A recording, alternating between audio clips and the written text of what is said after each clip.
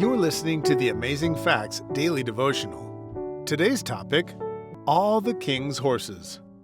Our key Bible text today comes from Revelation chapter 9 and verse 16. Now the number of the army of the horsemen was 200 million. I heard the number of them. In one recounting of the Turkish army, it took longer than a week for its upwards of 1 million cavalry to pass through a single town. In his vision, John emphasizes the cavalry's immensity. I heard the number of them. There is no denying that this was a colossal force with which to be reckoned. 200 million strong. In Scripture, the number, though not literal, illustrates a vast multitude that is too large to count. See Luke 12:1, Hebrews 12:22.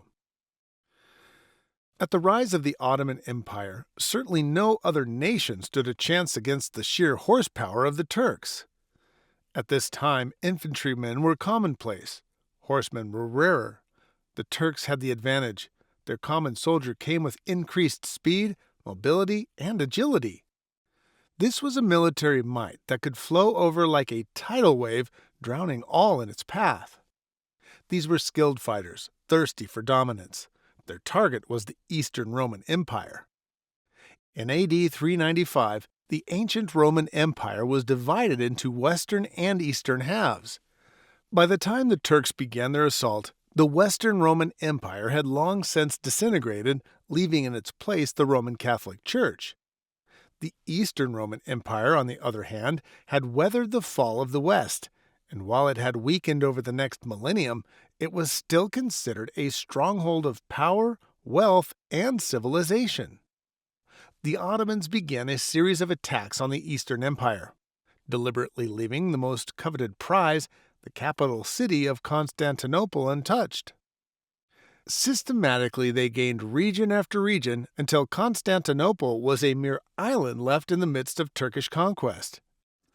On January 6, 1449, it was only by the Turkish Sultan Murad II's approval that a new Roman emperor, Constantine XI Palaiologos, was chosen.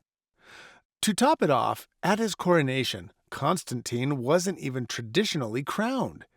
It was then that the world was shown that the Eastern Roman Empire was only a slavish puppet of the Ottoman Empire.